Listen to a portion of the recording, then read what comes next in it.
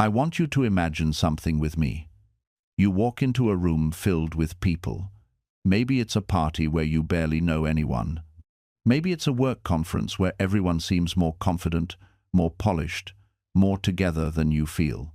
Maybe it's just a crowded coffee shop where the noise and the eyes and the energy all press against you like an invisible weight.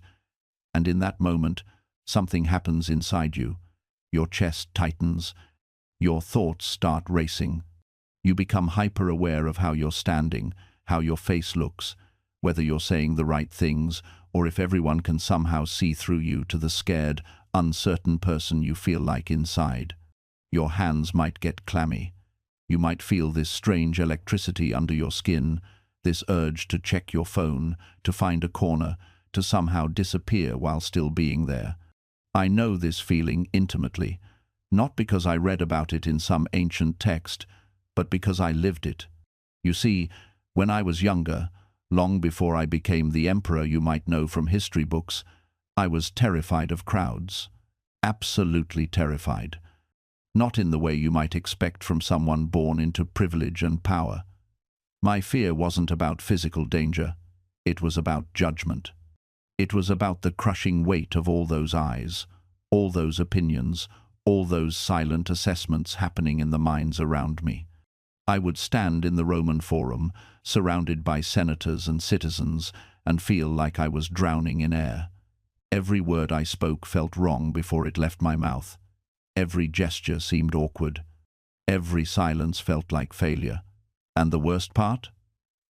I believed that this fear made me weak. I believed it disqualified me from leadership, from respect, from belonging. But then I discovered something that changed everything. Not gradually, not over years, but in one single moment of clarity that hit me like cold water to the face. It was a rule so simple that when I first heard it, I almost dismissed it as too obvious to be powerful. Yet this one principle, this one shift in perspective, became the foundation of everything I achieved, everything I endured, and every moment of genuine peace I ever found in this chaotic, demanding world.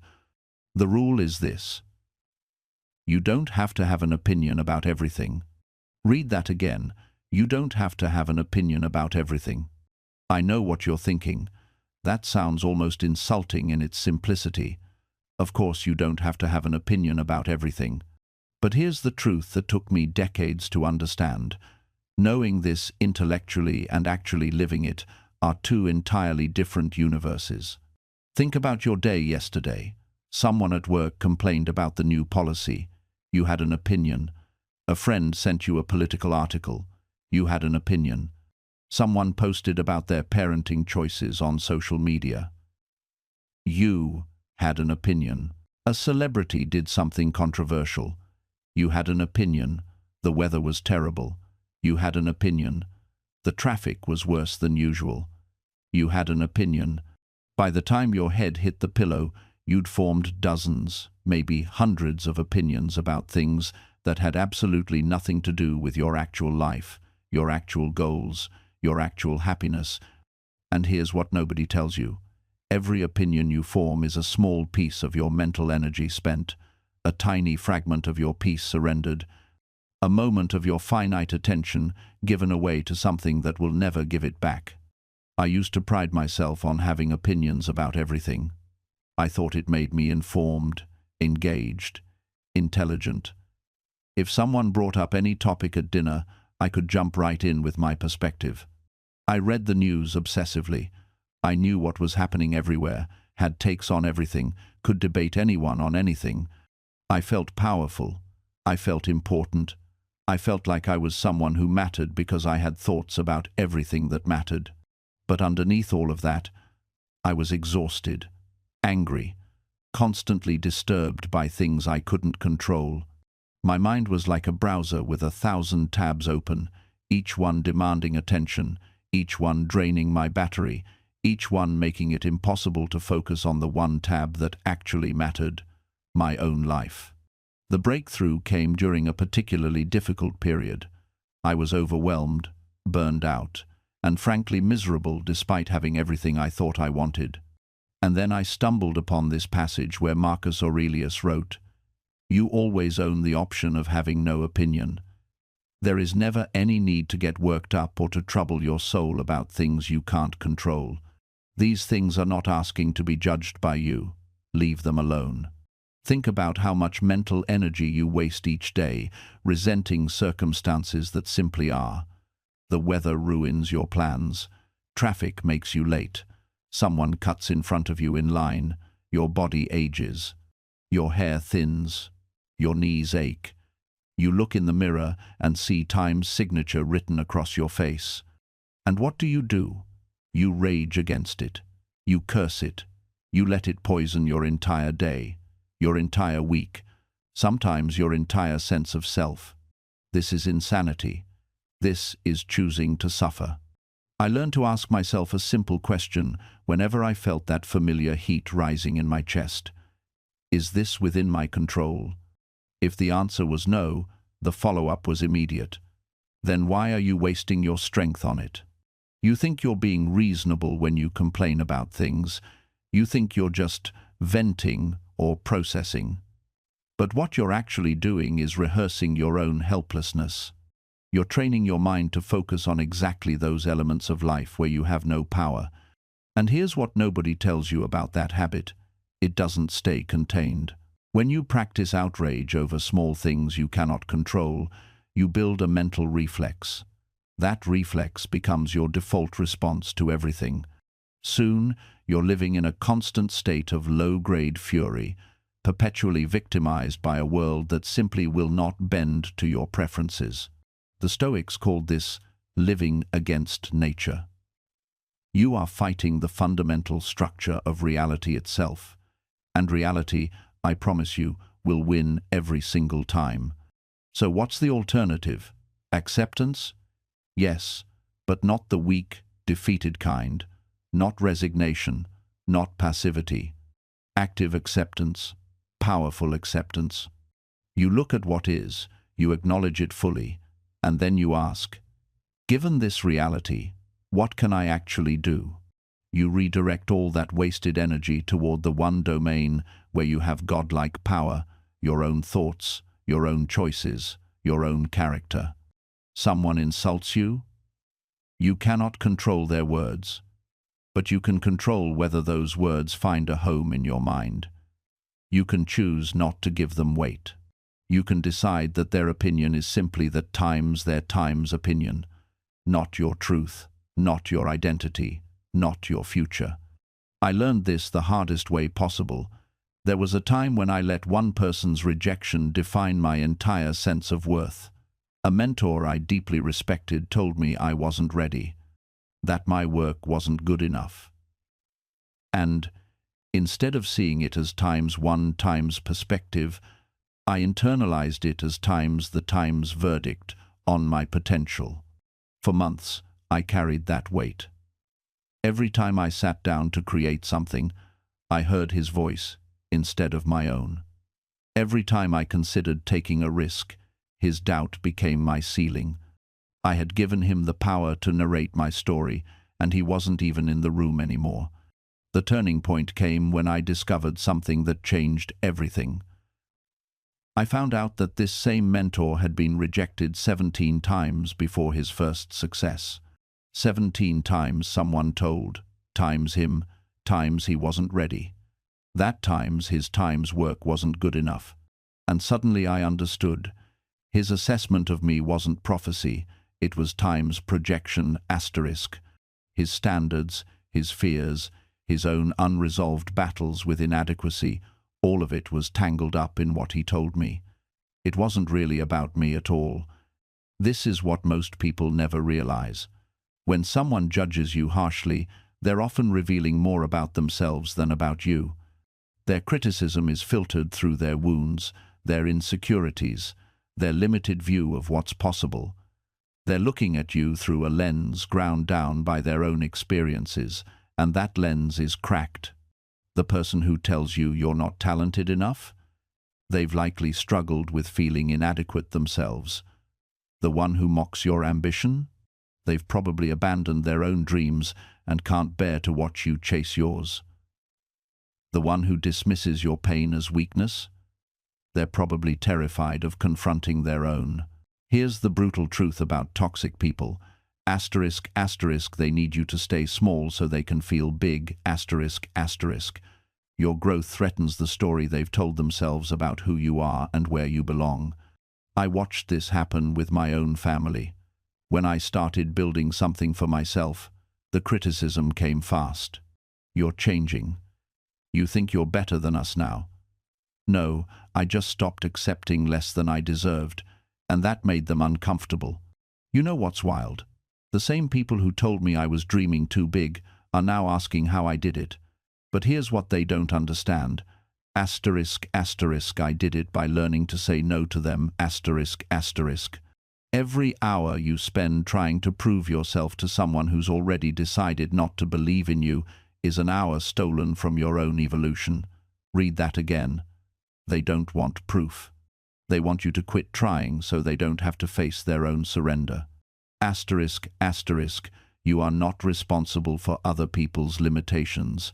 Asterisk, asterisk. Their fear is not your forecast. Their doubt is not your destiny. Their comfort zone is not your cage. I'm going to tell you something that might sting. Some people are seasonal. They're meant to be in your life for a chapter, not the whole book. And that's okay. Outgrowing people doesn't make you arrogant, it makes you committed to your own survival. Think about it like this. If you're training for a marathon, you don't keep weights in your pockets. You shed everything that slows you down. Toxic people are weights disguised as relationships. Asterisk, asterisk. The hardest distance you'll ever walk is the space between who you're becoming and who they need you to remain. Asterisk, asterisk. But here's where it gets even deeper, and this is something most people never realize. You think letting go is about them. It's not. Asterisk, asterisk. It's about refusing to be the architect of your own prison. Asterisk, asterisk. Every time you defend someone who diminishes you, every time you make excuses for behavior you'd never tolerate from a stranger, you're not being loyal. You're being complicit in your own diminishment. I've watched people carry toxic relationships like crosses up a hill, convinced their suffering proves their virtue. They wear their tolerance like a badge of honor. I'm still there for them, they say, as if endurance in the face of poison is somehow noble. But there's nothing noble about letting someone use your heart as a doormat. There's nothing virtuous about being the eternal well that someone draws from but never fills. Here's what they don't tell you about toxic people. Asterisk, asterisk. They're not struggling to treat you better, they're succeeding at getting exactly what they want from you. Asterisk, asterisk. That inconsistency you're trying to decode? It's not a bug, it's a feature. The hot and cold, the push and pull, the moments of warmth followed by icy withdrawal, these aren't accidents. They're tools. And they work because you're trying to solve a puzzle that was designed to keep you playing. You know what's fascinating?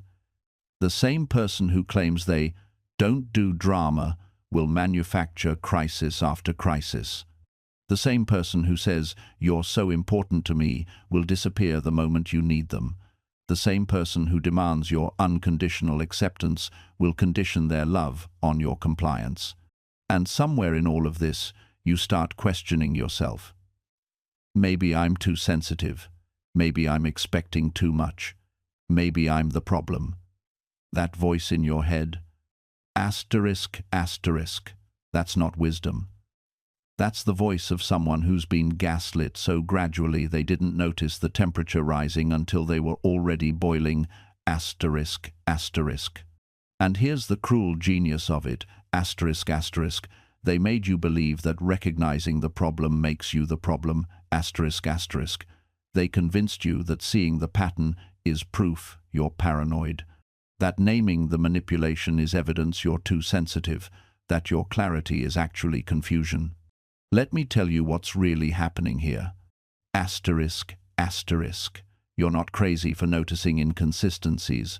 You're observant, asterisk, asterisk. You're not too sensitive for feeling hurt by deliberate cruelty disguised as jokes. You're human.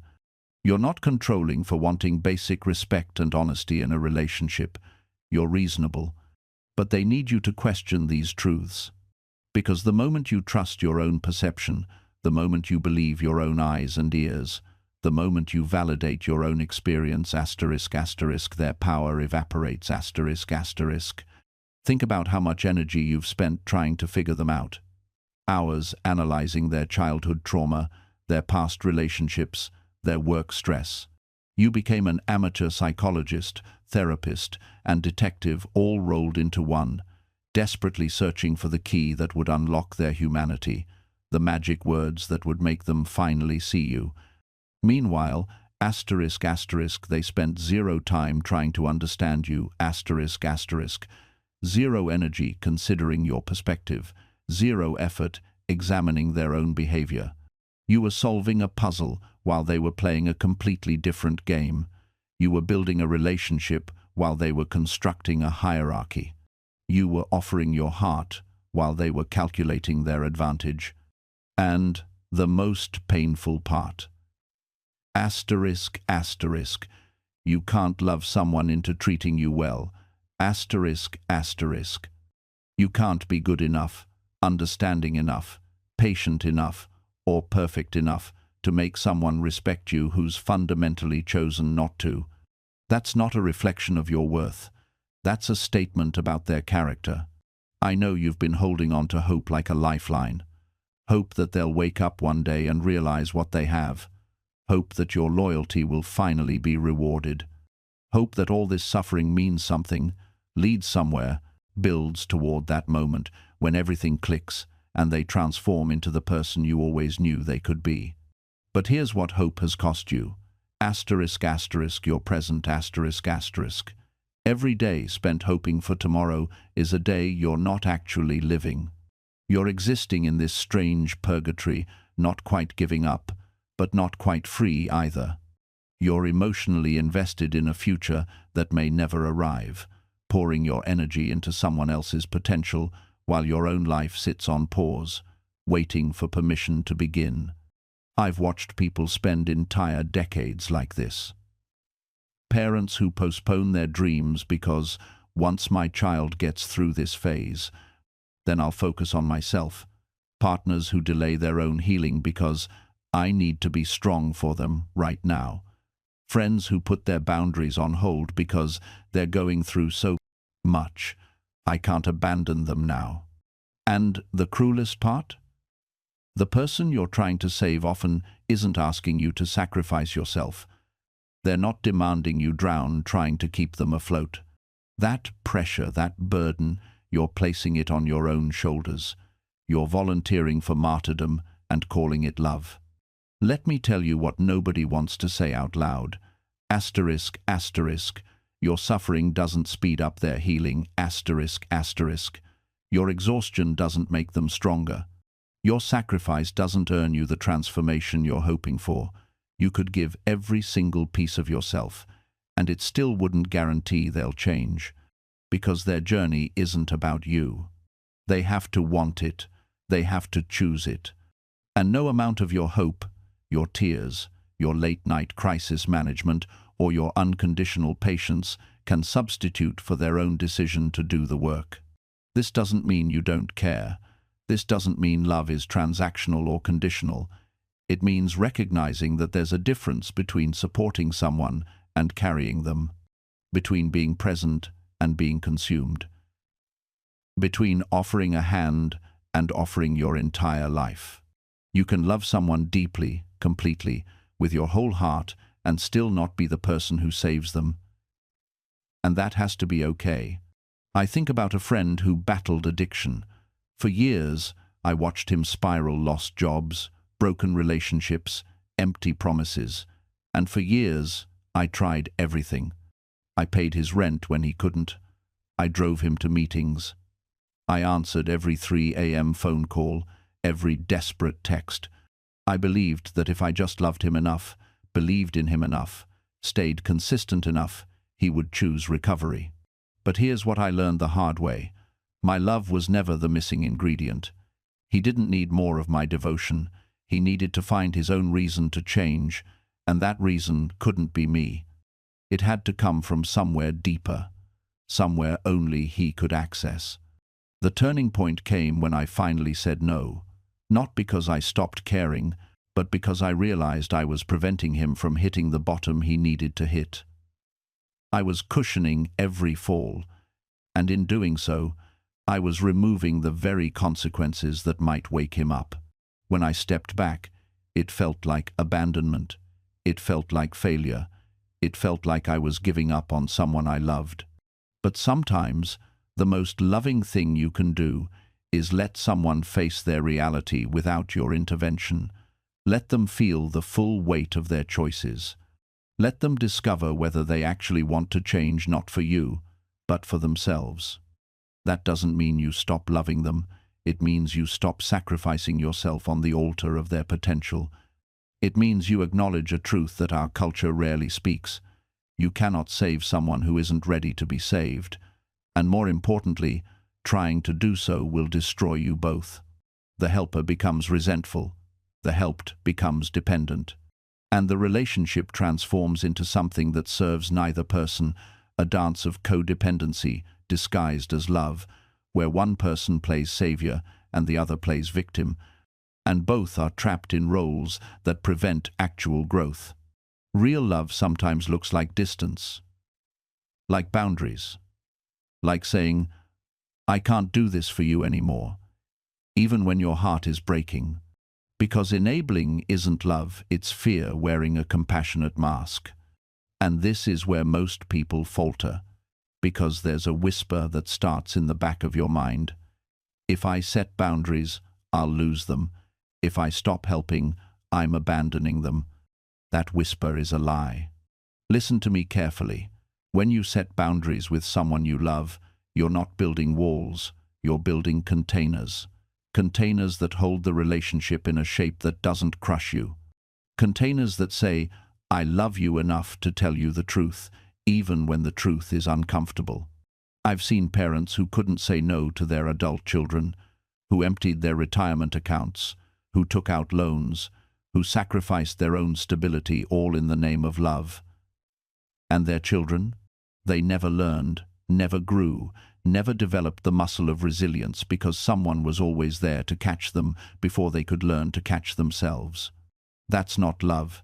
That's theft. You're stealing from them the very lessons that would make them whole. Real love, the kind that actually transforms, sometimes looks cold from the outside. It says, "I won't give you money for this anymore." It says, "I can't keep having the same conversation if nothing changes." It says, "I'm here when you're ready to do the work, but I won't pretend with you anymore." And yes, it feels like betrayal at first, to them and to you, because we've been conditioned to believe that love means endless accommodation, that if we truly cared, we'd keep bending until we break. But here's what I've learned. The people who respect boundaries are the ones worth keeping close, the ones who react with rage or manipulation when you finally stand up. They were never relating to you, they were using you. And that truth, as painful as it is, will set you free. Because once you see it, you can't unsee it. Once you understand that your exhaustion isn't a badge of honor but a warning sign, everything changes. You start asking different questions. Not, "How can I help?" but, "Is my help actually helping?" Not, "What do they need from me?" but, "What am I teaching them by always providing it?" And here's what you'll discover often. The answer is uncomfortable. You're teaching them that their problems are too big for them to handle. You're teaching them that rescue is always coming. You're teaching them that your peace, your time, your energy are resources without limits, always available, always free. But let me tell you something I learned the hard way. When you make yourself endlessly available, you don't become more valuable. You become scenery. You become the furniture in their lives, expected, assumed, never truly seen. They stop asking if you're okay because in their minds, you're always okay. You're the strong one, the reliable one, the one who never breaks. Until you do. And when that moment comes when you finally reach your limit and you say, I can't, watch what happens. Watch the confusion. Watch the disappointment. Sometimes, watch the anger. Because you've been running a relationship on a business model that was never sustainable, and now you're trying to renegotiate the terms after they've grown accustomed to unlimited credit. This is why boundaries aren't cruel. They're honest. They're the difference between a relationship built on truth and one built on your silent martyrdom. When you set a boundary, you're not saying, I don't care about you. You're saying, I care about both of us enough to build something sustainable. Think about it this way. Every time you say yes when you want to say no, you're writing a small fiction. You're performing a version of yourself that doesn't actually exist. And over time, that fiction becomes the relationship. They're not actually in a relationship with you, they're in a relationship with the character you've been playing, the tireless giver, the endless well. The person who has no needs of their own. And here's the tragedy. They might actually love that character. They might be genuinely attached to the version of you that never asks for anything, never disappoints them, never has limitations. But that's not love. That's dependency dressed up in affection's clothing. Real love can handle your truth. Real love doesn't require you to be infinite. Real love says, I see that you're human, that you have limits, that you need things too, and I'm here anyway. But you'll never know if someone is capable of that kind of love until you stop pretending you don't need it. Because the truth is, boundaries aren't walls, they're invitations. They're the difference between saying stay out and saying this is how you can stay in. When I tell you I need time alone to recharge, I'm not pushing you away. I'm telling you how to keep me present when we're together. When I say I can't take on that project, can't make that event, can't be the one who solves that problem, I'm not being selfish. I'm protecting the energy I need to show up where I've already committed. Most people get this backward. They think saying yes is generous and saying no is cold. But I've watched the most giving people I know become the most resentful because they gave from an empty reservoir until there was nothing left but bitterness. Real generosity requires boundaries. You can't pour from an empty cup, and you can't sustain authentic connection when you're running on fumes and pretending you're full.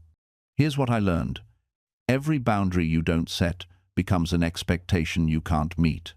Every time you say yes when you mean no, you're teaching people a version of you that doesn't actually exist. And then you wonder why they're disappointed when the real you finally surfaces. I used to think I was being kind by never saying no. Turns out, I was being cowardly. Because kindness that isn't honest isn't kindness. It's people-pleasing dressed up in virtue. It's the long game of resentment. You say yes to keep the peace today, and 6 months later, you're silently bitter about every request, every expectation, every moment someone asks something of you. And the person on the other end? They never had a chance. You never gave them the information they needed to love you properly.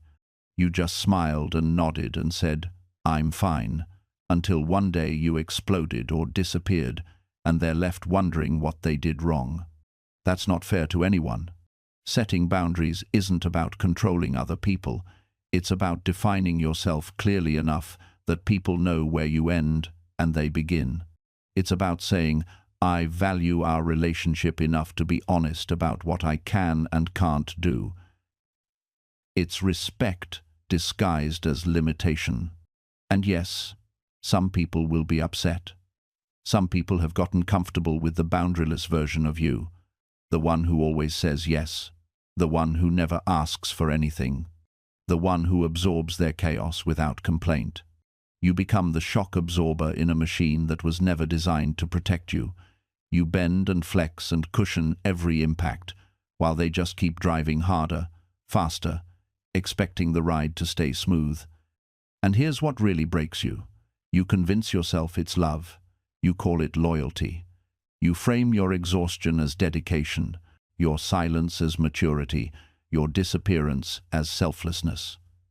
You tell yourself that good people don't have boundaries, that strong people don't need protection, that if you just give a little more, sacrifice a little deeper, it will finally be enough.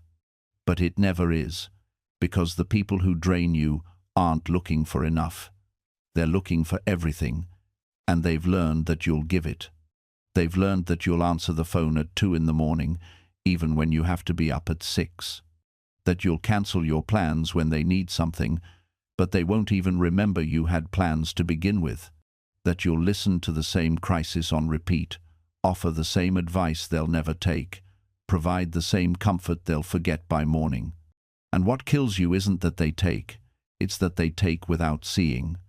They consume your energy like it's an infinite resource. They don't notice when your light dims. They don't ask why you're quieter than usual. They don't wonder if maybe, just maybe, you might need something too. Because in their story, you're not a person with limits. You're a function. You're the one who fixes, who listens, who stays. You're the supporting character in their drama, never the protagonist of your own. And the cruelest part?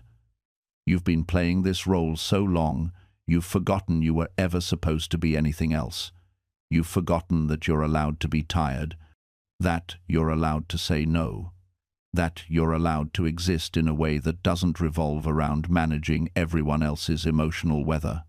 You've forgotten that your energy isn't renewable, that your patience isn't limitless, that your capacity to care doesn't mean you're obligated to care for everyone all the time at the cost of yourself. You give and give and give, thinking it makes you noble. But nobility without boundaries isn't virtue, it's self-destruction dressed up in altruism. I learned this the hardest way possible. Years ago, I had a friend, someone I'd known since college.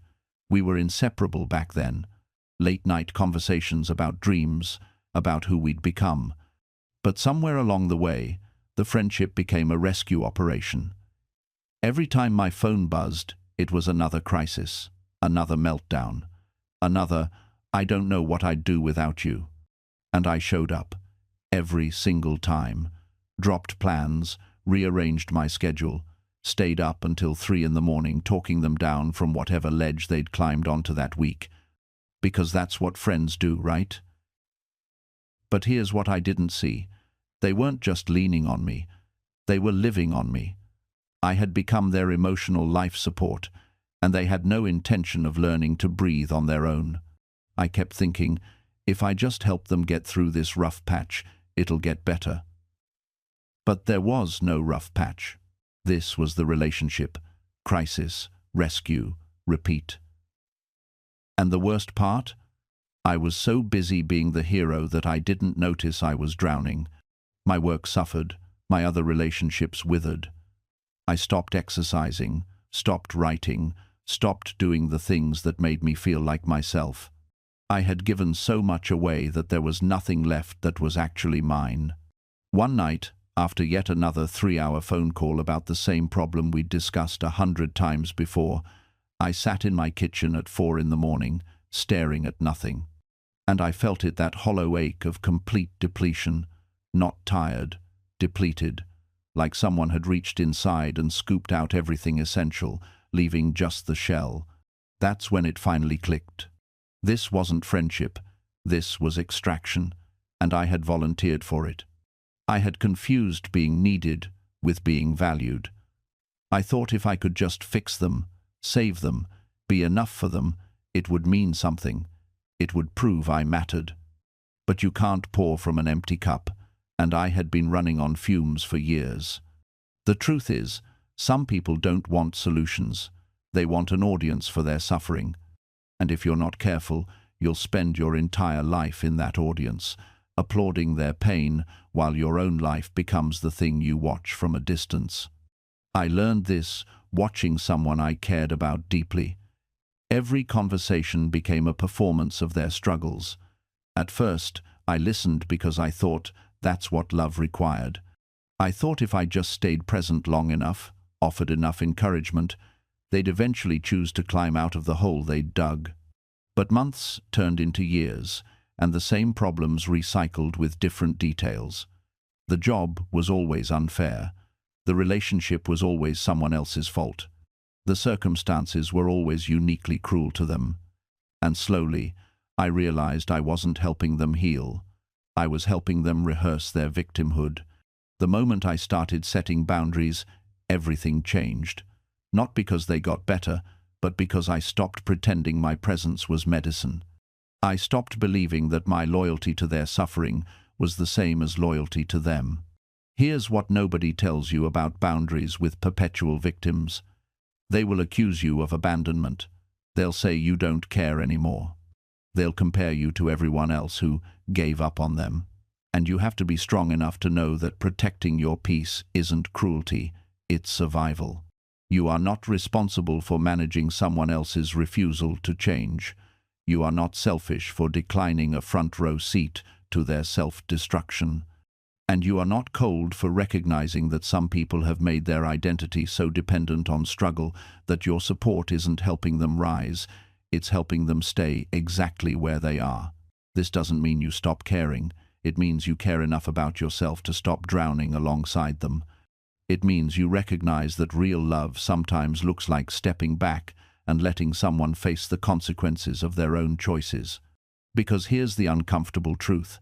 As long as someone has an audience, they rarely feel the need to change the show. Your presence, your concern, your endless patience becomes the permission they need to stay stuck. And I know what you're thinking. But what if they really need me? What if I'm the only one who understands them? What if leaving makes things worse? These questions feel noble. They feel like evidence of your good heart. But let me ask you something harder. What if these questions aren't about them at all? What if they're about you avoiding the guilt you'll feel when you finally draw a line? Because here's what I learned watching people stay in toxic situations year after year. The question isn't usually, can I leave? The question is, can I live with myself after I leave? And that's where the real prison is, not in their behavior, but in your fear of your own freedom. You've built an identity around being the understanding one, the patient one, the one who doesn't give up on people. And now, leaving feels like betraying who you are. It feels like admitting you're not as compassionate as you thought, not as strong, not as good. But let me tell you what real strength looks like. Real strength is knowing the difference between supporting someone through a hard time and enabling someone to avoid growing up. Real strength is caring about someone and still being willing to let them be upset with you. Real strength is loving someone enough to refuse to participate in their self-destruction. You're not abandoning them by setting boundaries. You're showing them what healthy relationships actually require. You're demonstrating that love doesn't mean unlimited tolerance for harmful behavior. You're teaching them, maybe for the first time, that actions have consequences, even with people who care about them. And yes, they might get worse before they get better. They might lash out. They might tell everyone you're cruel, that you never really cared, that you betrayed them when they needed you most. They might craft a story where they're the victim and you're the villain. Let them. Because you're not responsible for managing their narrative. You're responsible for protecting your own well-being and maintaining your own integrity. And here's what actually happens when you stop explaining yourself to people who've already made up their minds. You reclaim an enormous amount of mental and emotional energy that you didn't even realize you were hemorrhaging. Think about how exhausting it is to constantly be on trial in your own life.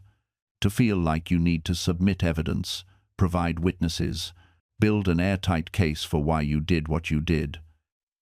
That exhaustion isn't weakness. It's the natural consequence of trying to win an unwinnable game. Because here's the truth they don't tell you.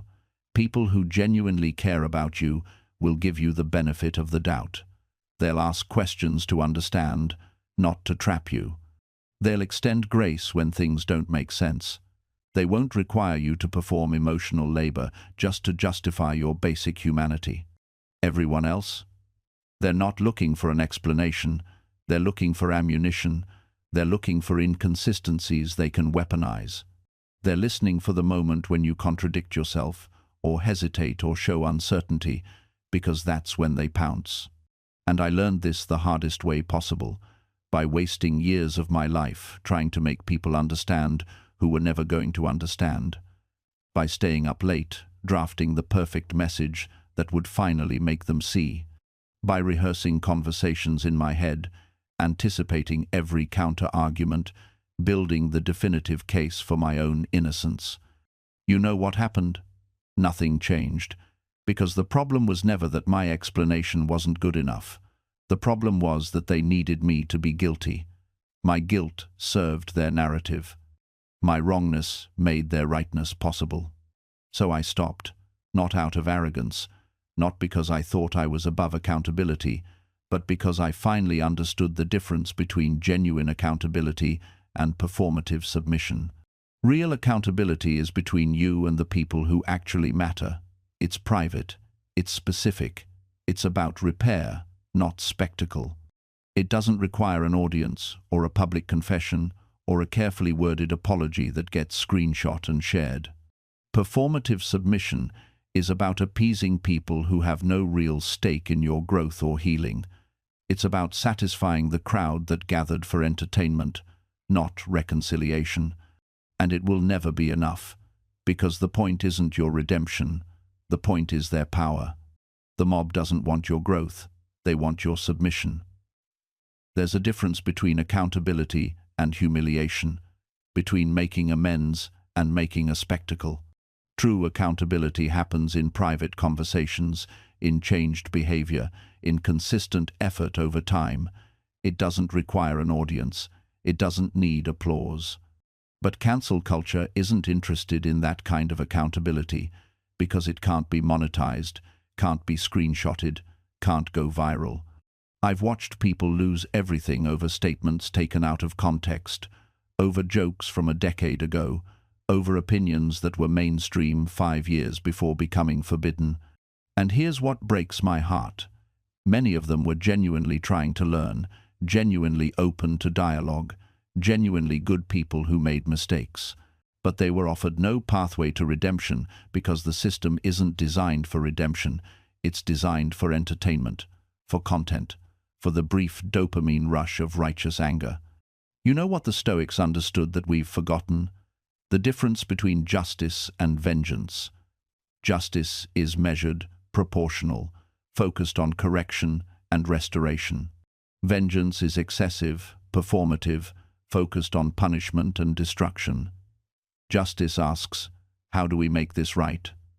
Vengeance asks, how do we make them suffer?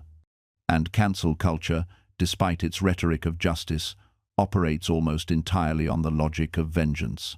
Marcus Aurelius wrote about this. He said, when you wake in the morning, tell yourself the people you'll meet today will be meddling, ungrateful, arrogant, dishonest, jealous, and surly. But he didn't say this to justify cruelty toward them. He said it to prepare himself for patience, for understanding, for recognizing their flaws come from ignorance of good and evil. He maintained his own principles while refusing to become what he opposed. That's the path we've lost. The ability to oppose someone's actions without dehumanizing them, the wisdom to correct without destroying, the strength to stand for what's right without becoming self-righteous in the process.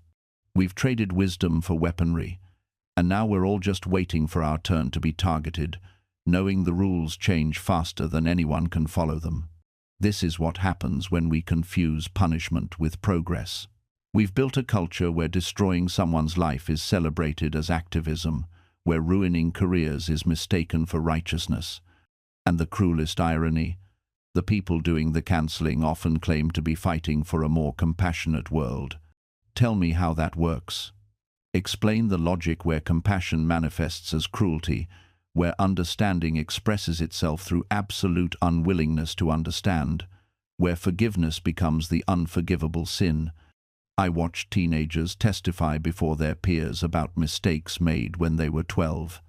I see grown adults excavating decade-old posts, searching desperately for evidence of imperfection, as if they themselves emerged from the womb with all their current convictions perfectly formed.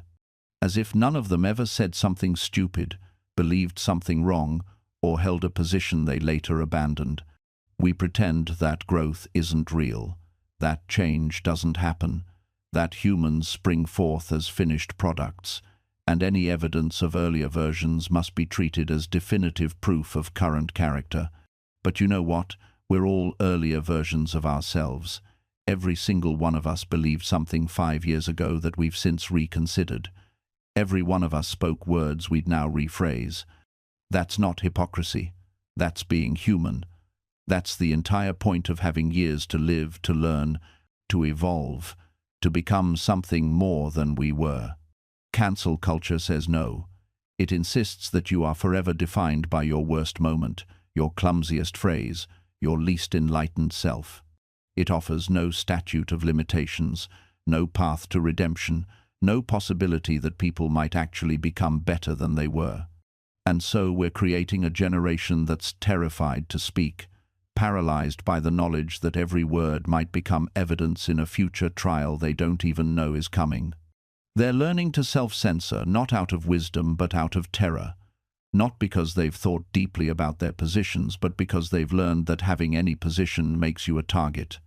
This is why you see people, intelligent, thoughtful people, reduced to speaking in disclaimers. I might be wrong, but... Obviously, I'm still learning, so every sentence hedged, every thought preemptively apologized for, every idea wrapped in so many layers of protective qualification that by the time they finally get to their actual point, nobody remembers what they were trying to say. We've turned communication into a legal document. Every conversation now requires the verbal equivalent of terms and conditions. People spend more time protecting themselves from how their words might be interpreted than actually saying anything worth interpreting. And you know what gets lost in all of this? The kind of messy, uncomfortable, sometimes wrong but ultimately necessary conversations that actually change minds and move society forward. Because here's what nobody wants to admit: progress has never come from people who are terrified to be wrong. Every major advancement in human thought, scientific, social, philosophical, came from someone willing to say something that made everyone else uncomfortable, someone willing to challenge the consensus, someone willing to risk being wrong in public. Galileo was cancelled. So was Darwin. So was every person who ever moved human understanding forward by even an inch. They didn't have the luxury of waiting until their ideas were safe and approved and guaranteed not to offend anyone. They spoke anyway. They were wrong about some things, right about others. But they spoke. Today, we've built a system that punishes that kind of courage. We've made it so costly to be wrong that people would rather be silent than risk being human. We've turned intellectual exploration into a minefield where one wrong step ends your career, your reputation, your ability to participate in public discourse. And the people enforcing this system will tell you with a straight face that they're making the world better, that they're creating accountability, that they're just holding people responsible for their words. But accountability to whom? By what standard? With what right of appeal? We enshrine technical governance algorithms that judge without judgment, systems that punish without prejudice. We call this progress. We call this fairness. But what we've actually created is the most perfect tyranny ever devised. One with no tyrant to overthrow, no face to confront, no heart to appeal to. The credit score that denies you housing, the fraud detection system that freezes your account, the content moderation algorithm that erases your voice. Each operates with mechanical precision, each justified by statistical validity, each utterly indifferent to the texture of your actual life. And here's the cruelest irony: we accept these judgments more readily than we ever accepted human ones, because they come wrapped in the language of objectivity, because they promise to be free from bias, though they merely encode our biases in unreadable code. Because we've been taught to trust the machine more than we trust each other. I've watched communities fracture not from disagreement, but from the absence of any mechanism to disagree meaningfully. We've replaced conversation with compliance checking, replaced persuasion with platform rules, replaced the messy, inefficient, beautiful process of humans working things out with the cold efficiency of automated enforcement.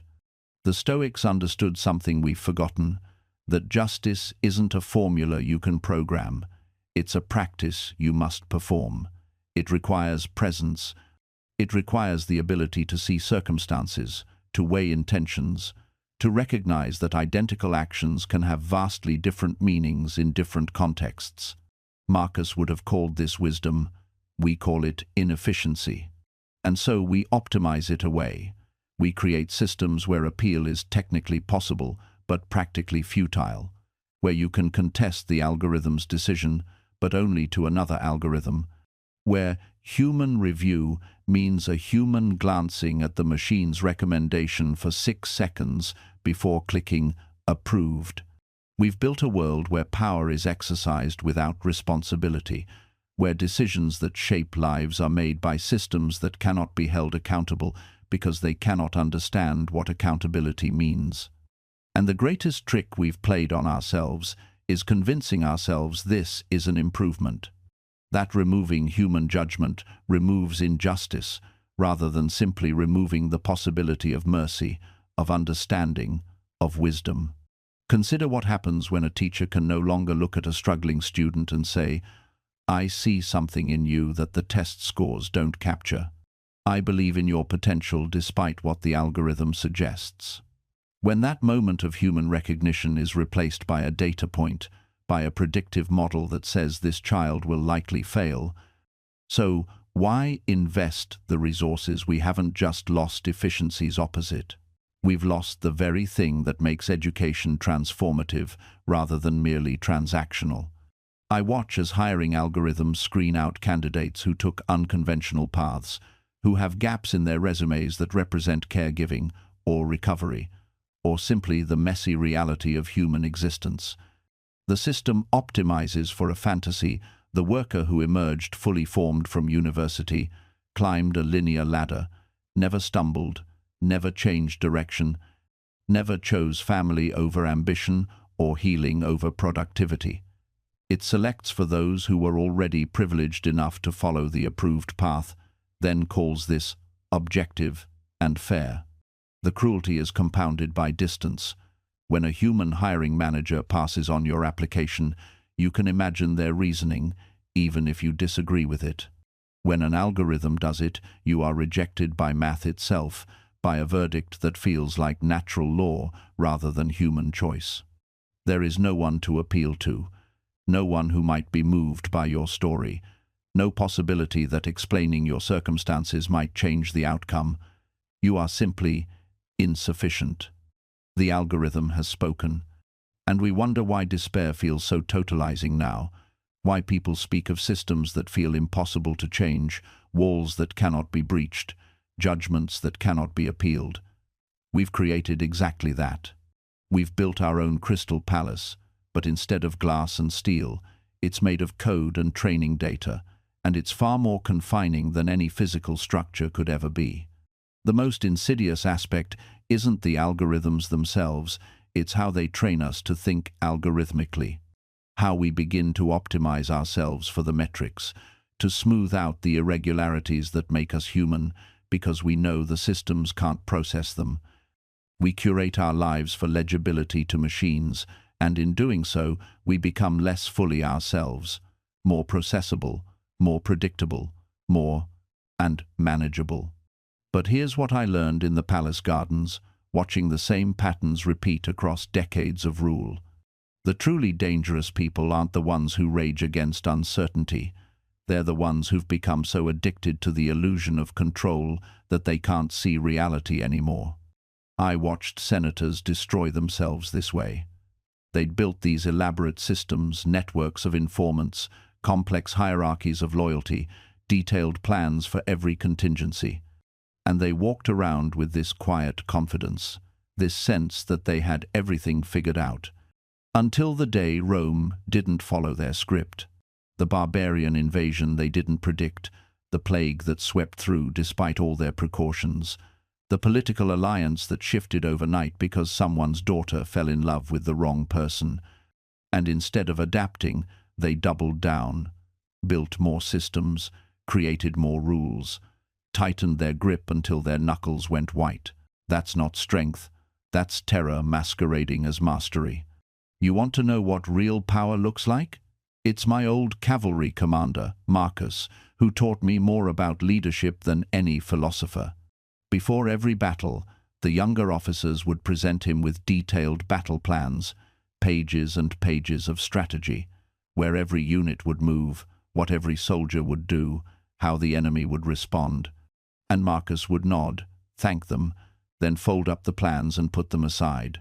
Here's what's actually going to happen, he'd say. The moment we engage, half of this becomes useless. The terrain will be different than we thought. Their forces will be positioned differently. Someone will panic, someone else will show unexpected courage, and everything will change. So what's the plan? The young officers would ask, frustrated. And Marcus would smile. The plan is to be ready when the plan falls apart. He trained his commanders not in rigid tactics, but in principles, not in memorizing formations, but in understanding why formations work, not in following orders, but in making decisions when the orders no longer applied. And you know what happened? His units had the lowest casualties in the entire Roman army. Not because they controlled the battlefield, you never control the battlefield, but because they could dance with chaos instead of being paralyzed by it. The battlefield isn't a chess game where you calculate 7 moves ahead and everything unfolds according to plan. It's a living, breathing organism that changes shape every second. The moment you become attached to how things should go is the moment you've already lost. I learned this the hardest way during the Marcomannic Wars. We had planned for a 3-month campaign. It lasted 12 years. 12 years. Every single assumption we made in Rome about supply lines, about enemy tactics, about weather patterns, about disease vectors, was wrong within the first month. The generals who broke down were the ones who kept referencing the original plan. But the map says there should be a river here. But intelligence reported only 2,000 warriors. But the grain shipments were supposed to arrive last week. They were living in a world that no longer existed, if it ever did. The ones who survived, who kept their minds intact, were the ones who could wake up each morning and ask, what is the reality I'm facing today? Not what they hoped for, not what they planned for, not what they deserved. What is? This is what I mean when I write about seeing things as they truly are, stripped of our judgments and expectations. Most people walk through life wearing glasses tinted by their desires and fears. They don't see what is. They see what they want to be there, or what they're terrified might be there. You want to build mental resilience? Start practicing radical acceptance of reality, not resignation acceptance. There's a universe of difference. Resignation says, things are terrible and there's nothing I can do. It's passive, defeated, powerless. Acceptance says, things are exactly as they are, and from this point of truth, I can act. It's active, clear-eyed, powerful. When you accept reality as it is, you stop wasting energy on denial, on anger at how things shouldn't be this way, on paralysis from shock that your plans didn't work. All that energy becomes available for actually dealing with what's in front of you. The Stoics had a practice for this. Before any major endeavor, they would mentally rehearse everything that could go wrong. Not to be pessimistic, to be prepared. To remove the shock factor, so that when things inevitably went sideways, they could simply think, ah yes, this version of events. I've already considered this. Here's what I do. They weren't hoping for the best. They were prepared for everything. And that preparation didn't make them cynical, it made them free. Because here's what most people don't realize about premeditatio malorum. It's not just a defensive strategy. It's offensive. It's proactive. When you've already walked through the worst scenarios in your mind, you stop moving through life like you're walking on eggshells. You stop tiptoeing around disaster. You walk with your chest out because you know whatever comes, you've got a protocol. Think about it. Why do we freeze when bad news hits? Because our brain is trying to process something it never considered possible. It's like your internal software crashes because it encountered a file type it doesn't recognize. But when you've already run the simulation, when you've already asked yourself, what if I lose this? What if they leave? What if it all falls apart? Your system doesn't crash. It just runs the program you already wrote. And you don't write these programs in panic. That's the key. You write them now, in the calm, when your prefrontal cortex is online and your amygdala isn't screaming. You sit down with yourself and you say, all right, what's the thing I'm most afraid of right now? And then you don't look away. You look directly at it. You turn it over in your hands like you're examining a strange object someone handed you. What if my business fails? Okay, what then? I'd have to get a job. I'd lose some status. I'd feel embarrassed. But would I be okay? Yes. Would I learn something? Absolutely. Would it kill me? No. Would I eventually rebuild? Probably. And just like that, the monster shrinks. Not because you're pretending it's not scary, but because you're seeing it clearly for the first time. The Stoics knew that fear grows in the dark. It multiplies when you refuse to name it, when you keep it locked in the basement of your mind, where it makes strange noises that terrify you. But when you drag it into the light and actually look at it, most of the time, it's smaller than you thought. Not harmless, just manageable. And here's where it gets really interesting. The more you practice this, the more you realize that your capacity to handle difficulty is way bigger than you thought. You've been underestimating yourself this whole time. Let me tell you something that's going to sound counterintuitive. The people who seem to handle stress the best aren't necessarily tougher than you. They're not made of different material. They've just practiced being uncomfortable more often. That's literally it. They've built up a tolerance the same way you'd build muscle at the gym. And the beautiful part? You can start building that tolerance today, right now. You don't need special circumstances or perfect conditions. You just need one moment where you choose to stay present with discomfort instead of running from it. Here's what that looks like in practice. Next time you feel that anxiety spike, instead of immediately reaching for your phone or distracting yourself or spiraling into worst-case scenarios, just pause. Feel where that anxiety lives in your body. Is it tightness in your chest? A knot in your stomach? Tension in your shoulders? Don't try to change it. Don't try to make it go away. Just notice it. Observe it like a scientist would observe an interesting phenomenon. You're not the anxiety, you're the person noticing the anxiety. There's a massive difference. This is what the Stoics understood that most people miss. You can't control what you feel, but you can control how you relate to what you feel. You can't stop the wave, but you can learn to surf. And when you start doing this regularly, something shifts. Those sensations that used to send you into panic mode start to feel familiar. Not pleasant familiar. And familiarity breeds confidence. You begin to think, oh, this again. I know this feeling. It's uncomfortable, but it's not dangerous. I can handle this. That internal dialogue changes everything, because now you're not fighting yourself anymore. You're not treating your own nervous system like an enemy. You're working with it, understanding it, accepting that sometimes it's going to sound false alarms, and that's okay. Marcus would call this befriending your nature. Modern psychology calls it building distress tolerance. I call it growing up emotionally. Whatever you call it, it's the difference between being controlled by your feelings and being in relationship with them. Here's what nobody tells you about this process. It gets easier, but it never becomes effortless. Even now, decades into my practice of these principles, I still have moments where anxiety grips me. The difference is, I no longer panic about the panic.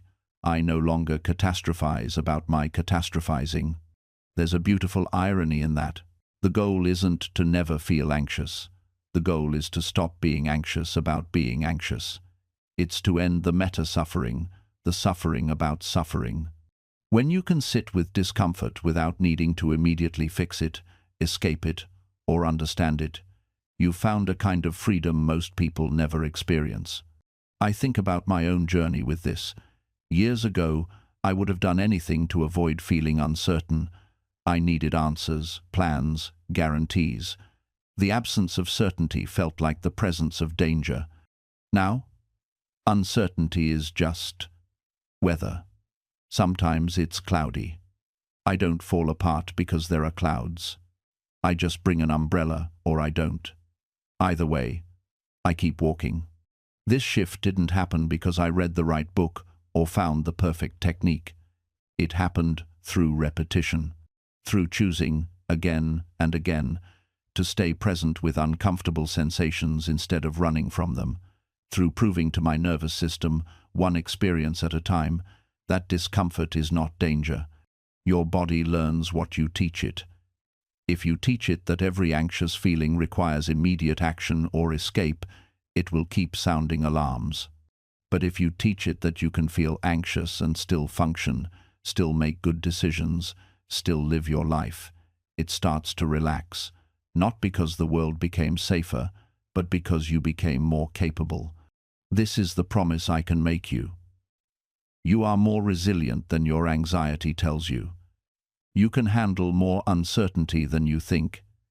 You can sit with more discomfort than feels possible right now. Not because you're special or broken or weak, but because you're human, and humans are anti-fragile. We don't just withstand stress, we can grow from it. But only if we stop avoiding it, only if we stop treating every uncomfortable emotion like an emergency. Only if we develop the patience to let our feelings run their course without needing to control, fix, or eliminate them.